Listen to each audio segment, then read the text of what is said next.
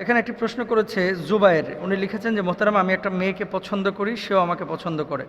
এখন বাড়িতে তার ফ্যামিলিও মেনে নিচ্ছে না, আমার ফ্যামিলিও মেনে নিচ্ছে না। এমতো অবস্থায় পালিয়ে বিয়ে করা বা গোপনে বিয়ে করা আমার জন্য জায়েজ হবে কিনা? কারণ তার সাথে আমার নিয়মিত শারীরিক ধরাছোঁয়া হচ্ছে। নাউজুবিল্লাহ বলেন জোরে সোরে একবার। এই জিনিসগুলো এটা একটা আন্তর্জাতিক সমস্যা ভাই, বাংলাদেশে না, শুধু সারা পৃথিবীতে। বাপ মা কিন্তু জানে যে আমার, এই শুনেন, আপনি কেমন বাপ মা? আপনি আপনার ছেলে মেয়ের অ্যাটিটিউড দেখে বুঝেন না যে আপনার ছেলে মেয়ে হয়তো বা অ্যাফেয়ারে জড়াচ্ছে? যেটা প্রেমে জমে যায় এটা দেখবেন মোবাইলে আসক্ত বেশি হয়, সব সময় কিন্তু বারবার দেখে, মেসেজ চেক করে, ছেলেও মেয়েও, যে কতক্ষণ আমার নক দিচ্ছে আমার, মানে তার টেন্ডেন্সি তো সবসময় ওই যে তার পছন্দের মানুষটাকে কেন্দ্র করে, তার শয়ন বলন কথন চলন সব কিছুতে তাকে কেন্দ্র করে।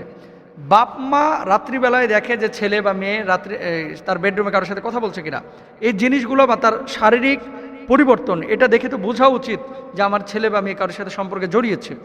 যদি জানতে পারে, প্রথমে উচিত ছিল বাপ মাকে এই ছেলে মেয়েকে কী করা, বাধা দেওয়া, যে প্রেম টেম এগুলো করিস না বাবা, আমরা আমাদের পছন্দ মতো তোদেরকে বিয়ে শাদী দিব। যখন অ্যাফেয়ার হয়েই গেছে, কোনো ছেলে এবং মেয়ে এ ধরনের সম্পর্কে জড়িয়ে পড়েছে, বাপ মার উচিত হচ্ছে তাড়াতাড়ি বিয়ে দেওয়া। কারণ কি, ফাল আইনান জেনা হুমান নাজার, মনে রাখবেন যারা প্রেম করে, এখন প্রেম কিন্তু এই কোন একজন লেখকের কলাম পড়েছিলাম, প্রেম বলতে আসলে কিছু নাই, এগুলো হচ্ছে শারীরিক চাহিদা মেটানোর একটা উপলক্ষ মাধ্যম। যদিও প্রেম টেম ভালোবাসা টালোবাসা এগুলো আসলে ওইরকম কোনো উপলক্ষই নাই, এটা মূলই হচ্ছে ধরা ছোঁয়া, তারপরে মনে করেন আজেবাজে কাজকাম করা, এগুলো হচ্ছে মূল। তো ফাল আইনান জেনা হুমান নাজার, চোখ দিয়ে খারাপ কিছু দেখা এটা হচ্ছে চোখের জেনা, জিব্বা দিয়ে খারাপ কথা বলা এটা হচ্ছে জিব্বার জেনা, হাত দিয়ে খারাপ কিছু স্পর্শ করা এটা হচ্ছে হাতের জেনা।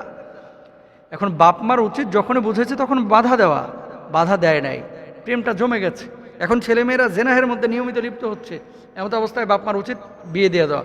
এখন বাপ মা যদি সেক্ষেত্রে মেনে না নেয় যে আমার এই চৌধুরী বাড়ির সাথে অমুক বাড়ির বিয়ে সাথে আমি মানতে পারবো না, এরকম যদি হয়ে থাকে, ছেলে মেয়ে পালিয়ে বিয়ে করতে পারবে কি না?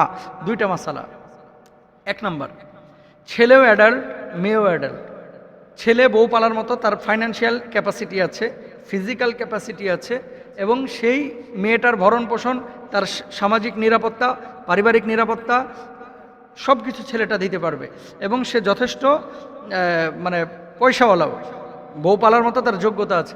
এমন তো অবস্থায় জেনা থেকে বাঁচার জন্য যদি পালায়া বিয়ে করে, কোনো স্কলার বলছেন এই বিয়েটা জায়েজ, কোনো স্কলার বলছেন এই বিয়েটা জায়েজ। কারণ আল্লাহ রাসূল সাল্লাল্লাহু আলাইহি ওয়াসাল্লামের কাছে এক মহিলা এসে বলছে, আল্লাহ নবী, আমার চাচাতো ভাইয়ের সাথে আমার বাপ জোর করে বিয়ে দিচ্ছে, আমি তো তারা পছন্দ করি না।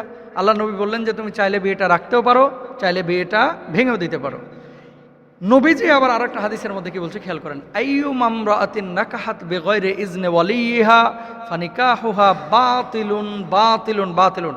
নবীজি তিনবার বলেছেন এই কথা, যে কেউ যদি পিতামাতার অনুমতি ছাড়া কোনো মেয়ে বিয়ে করে, তার বিয়েটা বাতিল বাতিল বাতিল। এখন সিচুয়েশনটা আপনাকে বুঝতে হবে। পরে ক্লাস 8-এ প্রেম করে এখনই বিয়ের লাগে পাগল অনেক ছেলেরা আছে, তো বিয়ে করে তুই খাওয়াবি কি? ওই 4 দিন 5 দিন মেলামেশা হবে, তারপরে আর কোনো আসক্তি নাই, পরে যাইব ভাগ্যা পালায়া। এজন্য বলবো যে এরকম ছেলে মেয়েদের বিয়ে শাদী যারা ক্লাস 7-এ পড়ে 6-এ পড়ে, যদিও জায়েজ, কিন্তু এই বিয়েগুলো নবীজি সাল্লাল্লাহু আলাইহি ওয়াসাল্লাম যেহেতু সরাসরি হাদিস আছে, সেহেতু এগুলো খেয়াল করা উচিত বাপ মার অভিভাবকের। এগুলো তো হুজুররা পারবে না, হুজুররা মাসালা বলতে পারবে। তাহলে এখানে যদি ছেলে এবং মেয়ের যথেষ্ট ক্যাপাসিটি অ্যাবিলিটি থাকে এবং নিয়মিত জেনাহের মধ্যে লিপ্ত হয়ে যাওয়ার আশঙ্কা থাকে, অথবা একদিন হলেও জেনাহের মধ্যে লিপ্ত হয়ে যাওয়ার আশঙ্কা থাকে, জেনা থেকে বাঁচার জন্য, চক্ষু হেফাজতের জন্য বাঁচার জন্য যদি রাষ্ট্রীয় আইন এবং শরীয়তের আইন ফলো করে যদি বিয়ে শাদী করে, এক শ্রেণীর স্কলারদের মতো এটা জায়েজ আছে। আর নবীজির হাদিস যেহেতু সরাসরি অভিভাবকের অনুমতি ছাড়া বিয়ে শাদী করা না যায়, এটা অনেক আগে আমি একদিন আলোচনা করেছিলাম, সরাসরি যেহেতু আছে কোনো মেয়ে অভিভাবকের অনুমতি ছাড়া বিয়ে করতে পারবে না। শুধু জেনা থেকে বাঁচার জন্য যদি বাপ মাকে জানানোর পরও বাপ মা না মানে, তাহলে সেক্ষেত্রে কেউ বলছেন জায়েজ আছে, কিন্তু এটা হাদিসে যেহেতু আছে সরাসরি আমরা বলবো যে আপনারা এ কাজ কেউ করেন না। শোনেন, পালিয়ে বিয়ে করার মধ্যে কোনো কল্যাণ নাই।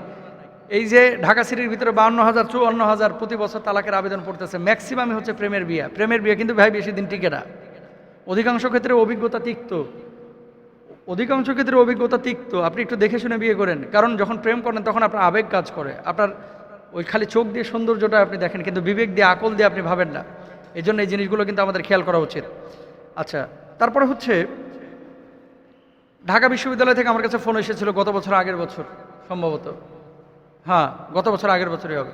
ছেলে বিবিএ করেছে, মেয়েও বিবিএ করেছে, দুইজন ব্যাংকে ভালো জব করতেছে, ভালো চাকরি বাকরি করে ভালো বেতন পাচ্ছে। বাপ মাকে বিয়ের জন্য বলতেছে যে আমরা একে অপরকে পছন্দ করে বিয়ে দেন। বাপ মার কথা কি, বয়স আর কত হয়েছে, আরেকটু ওয়েট কর।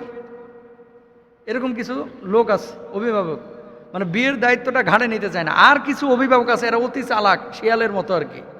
এরা চাই যে ছেলে মেয়ে ভাগ্যে বিয়ে করে ফেলাক, খরচটা বেঁচে যাক। কথা বুঝছেন? এরকম কিছু বাপ মা আছে। তো সুতরাং এগুলো আমাদের খেয়াল করতে হবে। প্রেম যখন হয়ে গেছে জমিয়া ক্ষীর, অভিভাবকের উচিত হয় এটারে বাধা দেওয়া অথবা এটারে বিয়ে দিয়ে দেওয়া। থাক, মনে রাখবেন।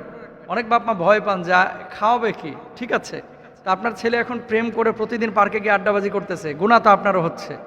আপনি যেটা করবেন, মনে করবেন যে আল্লাহ যদি আমার একটা মেয়ে দিত তাহলে মেয়েটাকে কি খাওয়ানো লাগতো না, এই নিয়তে আপনি আপনার মেয়ে ওই ছেলের বিয়ে দিয়ে বউটাকে খাওয়াবেন ইনশাআল্লাহ, বেটার বউকে, ছেলের বউকে। আল্লাহ তাআলা আমাদেরকে বোঝার তৌফিক দান করুন।